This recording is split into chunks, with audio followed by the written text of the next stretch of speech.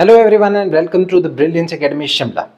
मैं एक बात आप लोगों को क्लियर बता दूं कि आपकी जो तैयारी है एग्जामिनेशन की, उसमें आपके 60% मार्क्स आएंगे या 80% मार्क्स आएंगे, ये ज्यादा करके आप कितनी देर पढ़ते हो इससे ज्यादा डिपेंड करता है कि आप क्या टेक्निक से पेपर को सॉल्व करते हो। आपके स्किल्स कैसे हैं, प्रेजेंटेशन स्किल्स कैसे हैं, आप किस तरीके से किस फॉर्मेट में आंसर राइटिंग करते हो, ये सब कुछ बहुत ज्यादा मैटर करता है जब आप खुद को रेडी करते हो किसी भी एग्जामिनेशन के लिए। तो एक चीज बहुत इंपॉर्टेंट रोल प्ले करती है, दैट इज ट्रेनिंग। तो टैलेंट जो है वो सिर्फ पोटेंशियल बताता है किसी ऑब्जेक्ट का, पर जो ट्रेनिंग होगी वही एक्चुअल मार्क्स को कन्वर्ट करके लेके आएगी, आपके लिए मार्क्स स्कोर करके लेके आएगी, दैट इज ट्रेनिंग इटसेल्फ। तो व्हाट इज ट्रेनिंग? जब मैं ट्रेनिंग की बात करता हूं तो मैं आपसे बिल्कुल भी पढ़ाई की बात नहीं कर रहा हूं। पढ़ते तो सभी हैं और एवरेज कंसेप्ट सभी को आते हैं, हर बच्चा क्वेश्चन का आंसर कुछ ना कुछ लिख के आता ही है पेपर में, पर किस स्टाइल में लिख करके आता है यही डिपेंड करता है आपके मार्क्स स्कोरिंग के ऊपर। तो अब मैं बात करता हूं आपसे कि आपकी ट्रेनिंग में क्या क्या इंक्लूडेड होना चाहिए। देखिए, स्ट्रक्चर्ड आंसर्स आपके पास, कीवर्ड्स का ज्यादा से ज्यादा यूज, फ्लो चार्ट्स और डायग्राम का यूज, प्रेजेंटेशन और डायग्राम के साथ साथ टाइम मैनेजमेंट एक बहुत इंपॉर्टेंट स्टेप है जो आपको अपनी प्रिपरेशन में बिल्कुल भी मिस नहीं करना चाहिए। क्योंकि आपको ये कोई भी बुक नहीं बताएगी कि आपको स्कोर कैसे अपना इंक्रीज करना है। आपको डाटा में से काम की चीजें खुद निकालनी पड़ेगी, खुद से उसमें कीवर्ड्स को हाईलाइट करना पड़ेगा, खुद से फ्लो चार्ट्स के बारे में थोड़ा सोचना पड़ेगा, डायग्राम है तो कैसे लेबलिंग उसकी करनी है, क्या उसकी पोजीशनिंग रहने वाली है पूरे आंसर राइटिंग में, ये प्रोसेसेस पे ध्यान आपको खुद देना पड़ेगा। तभी आपकी जो पढ़ाई है और आपकी टेक्निक मिला करके ही आपको जो है 80 to 90% स्कोर करने में हेल्प करेगी। नहीं तो आपका स्कोर जो है वो एवरेज 60 to 70% के बीच में ही रह जाएगा। इसको हम समझते हैं एक हाइपोथेटिकल कंडीशन से। मान लीजिए दो स्टूडेंट्स हैं हमारे पास और वो दोनों जो है पढ़ाई में ठीक ठीक है, एवरेज है, दोनों ने कंसेप्ट जो है वो एक बराबर जैसे पढ़ रखे हैं। अब जो फर्स्ट वाला है उसने जो है पैराग्राफ्स लिखे हैं, डायग्राम्स या तो उसने बनाए ही नहीं है, अगर बनाए हैं तो अच्छे से लेबल नहीं किए हैं, ठीक है। दूसरा, कीवर्ड्स का उसने दूर दूर तक कोई यूज नहीं किया है। जबकि जो स्टूडेंट बी है कंसेप्ट उसको भी उतना ही आता है, पर उसने जो है जगह जगह पे फ्लो चार्ट्स और डायग्राम की मदद से एक्सप्लेन किया है, जहां पे डायग्राम्स बनाए हैं वेल लेबल्ड किए हैं, स्टेप वाइज अप्रोच को यूज किया है और कीवर्ड्स को बीच बीच में हाईलाइट भी किया है। तो आप मेरे को खुद बताइए किसके मार्क्स जो है ज्यादा आने की संभावना है?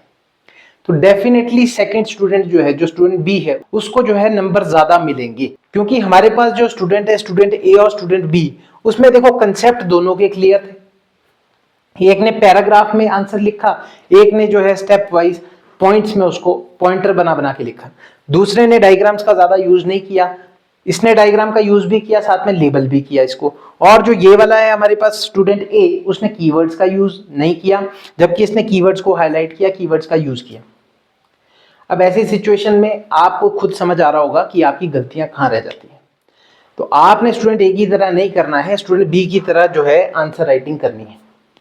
और जब मैं आपसे स्पेसिफिकली बात करता हूं आंसर राइटिंग की, तो बहुत सारी कॉमन मिस्टेक्स है जो सभी बच्चे करते हैं, लगभग सभी बच्चे करते हैं। मैं आपको एक चीज दावे से बोल सकता हूं कि 60% जो मार्क्स होते हैं, that is not the failure of a student, it is the failure of the technique he or she is using in examination. देखो, answer writing is the key. आप जब तक अपने आंसर को अच्छे से प्रेजेंट करना नहीं सीखोगे, तब तक आपके मार्क्स जो है बोर्ड एग्जामिनेशन में नहीं आ सकते। इस बात को आप ग्रांटेड लिख करके रख लीजिए अपने पास कि जब तक आप लोग टेक्निक को नहीं सीखते, स्किल को नहीं सीखते, अच्छे से आंसर राइटिंग प्रेजेंटेशन पे काम नहीं करते, आपके मार्क्स जो हैं, आपके स्कोर इंक्रीज नहीं होंगे, भले ही आप कितना ही डाटा अक्यूमुलेट कर लें। ऐसी कॉमन मिस्टेक्स हैं जो आपको नहीं करनी है जब आप लोग पेपर की प्रिपरेशन कर रहे हो, बोर्ड एग्जामिनेशन की प्रिपरेशन कर रहे हो।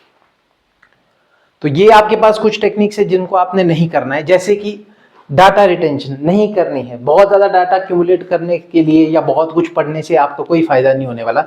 इससे अच्छा है कि जब भी आप लिखते बैठते हो तो सिर्फ की नोट से पढ़ो या कीवर्ड्स पढ़ लो, इतना इनफ होता है। लेंथी आंसर्स में आपको पता होता है आपने क्या लिखना है, बस कीवर्ड्स आपने मिस नहीं करने, क्योंकि कीवर्ड्स ही चेक होते हैं। एग्जामिनर के सामने 100 कॉपीज आती हैं जब वो एक साथ चेक करने बैठता है, और सब में अगर पैराग्राफ लिखे होंगे तो इतना टाइम किसी के पास नहीं होता कि आपके पैराग्राफ्स को रीड करें। इसलिए की पॉइंट्स लिखने भी हैं और कीवर्ड्स को अंडरलाइन भी करने की कोशिश करनी है जब आपने एग्जाम देने, और पैराग्राफ को अवॉइड करके पॉइंटर्स की फॉर्म में आंसर लिखने की कोशिश करें। दूसरी बात, जब आप तैयारी कर रहे हो, अभी जब लास्ट का टाइम बचा है, लास्ट 45 डेज बचे हैं आपकी एग्जाम्स के लिए, तो एक चीज ध्यान रखो, आपने नोट मेकिंग के चक्कर में नहीं पड़ना है। अभी कई बच्चे मैं बता दूं आपको, कई बच्चे ऐसे होंगे जो अभी से पढ़ने बैठेंगे, पहले पूरा चैप्टर पढ़ेंगे एक, फिर उसके नोट्स बनाने के चक्कर में रहेंगे, फिर सुंदर सुंदर नोट्स बनाएंगे, फिर उसको पढ़ेंगे, फिर ऐसे। देखिए, काम का ही नहीं है। आपको एक बेसिक अंडरस्टैंडिंग हो गई है और चीजें आपको लगभग पता है। अब ज्यादा टाइम आपको देना है पीवाईक्यू आंसर प्रैक्टिसिंग में। अब जब मैं प्रैक्टिस बोल रहा हूं तो मैं बोल रहा हूं कि सिर्फ देखने नहीं है कि आपके आइडियल आंसर्स होते हैं कैसे हैं। आपने खुद से राइट करने की कोशिश करनी है, खुद से प्रैक्टिस करने की कोशिश करनी है पीवाईक्यूज की। और हर टाइम पे आपने ये देखना है कि मैं इसको बेटर कैसे कर सकूं। इन बातों का यूज करना है जो हमने अभी आपसे डिस्कस किया, मैंने अभी आपसे डिस्कस किया। जो बोर्ड है उसका सीधा सीधा मतलब है आपकी रिवीजन से, आपकी ट्रेनिंग से, और दूसरा आपकी आंसर राइटिंग और प्रेजेंटेशन स्किल के साथ। यही आपके पेपर में चेक होना है और इसी पे आपको फोकस करके लास्ट 45 डेज में काम करना है, ताकि आपका स्कोर जो है एक एवरेज से आगे निकल सके, आप एक बेस्ट स्कोर जो है अपना अचीव कर पाओ। तो इन सारी चीजों का ध्यान आप लोगों ने रखना है जब भी आपने तैयारी करनी है।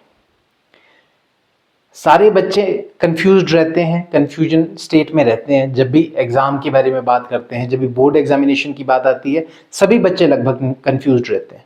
तो आप भी हो अगर कंफ्यूज्ड और चाह रहे हो एक सोल्यूशन इसके बारे में, तो ब्रिलियंस एकेडमी शिमला आपके लिए कोर्सेज तो लाता ही रहता है। अभी भी हमारा एक कोर्स लाइव है जो कि लास्ट 45 डेज की इंटेंस प्रोग्राम में आ रहा है, जिसमें आप हमारे साथ जुड़ करके पूरी ट्रेनिंग प्रोसेस का हिस्सा बन सकते हो, जिसमें हम लोग कवर करेंगे सिलेबस पूरा, ठीक है, प्रॉपरली आपको की नोट्स के साथ मैं प्रोवाइड कर पाऊंगा। इस बात को गांठ मार के रख लीजिए कि आपके पास तब तक आपके स्कोर इंप्रूव नहीं होंगे जब तक आप लोग आंसर राइटिंग पे ही अपना टोटल फोकस लेकर के नहीं जाते। देखिए, नोट मेकिंग इंपॉर्टेंट है समहाउ। अभी कुछ बच्चे ठीक है, थोड़ा आप नोट मेकिंग के लिए टाइम दे सकते हो, दैट इज गुड, बट सारा टाइम नोट मेकिंग पे नहीं देना और सिर्फ ओनली नोट्स ही पढ़ते नहीं बैठना है। क्वेश्चन आंसर प्रैक्टिसिंग जरूर करें, पीवाईक्यूज की प्रैक्टिस जरूर करें, क्योंकि कई बच्चे ऐसे होते हैं उनको समझ ही नहीं आता कि क्वेश्चन में पूछा क्या था, हमने लिखना क्या था। That is a basic problem, और ये तभी अराइज होती है जब आपने पीवाईक्यूज कभी देखे ही नहीं होते कि कैसे टाइप के क्वेश्चन आ जाते हैं और उसका सैंपल आंसर कैसा होना चाहिए। उसको पढ़ना और दूसरा उसको अटेम्प्ट करना, दोनों अलग तरीके हैं। मेरी सलाह आपको रहेगी, पहले आप पीवाईक्यूज को एक बार अच्छे से पढ़ लें और उसके बाद जो मैंने आपको फॉर्मेट बताया, जो आप बेस्ट आंसर लिखना चाह रहे हो या बनाना चाह रहे हो उसको बनाने की कोशिश करिए। अगर आपको यहाँ तक वीडियो पसंद आई हो तो ज़रूर हमारे वीडियो को लाइक करें और चैनल को सब्सक्राइब जरूर करें। ऐसा बहुत सारा कंटेंट अभी ऑन द वे है, स्टे ट्यून्ड।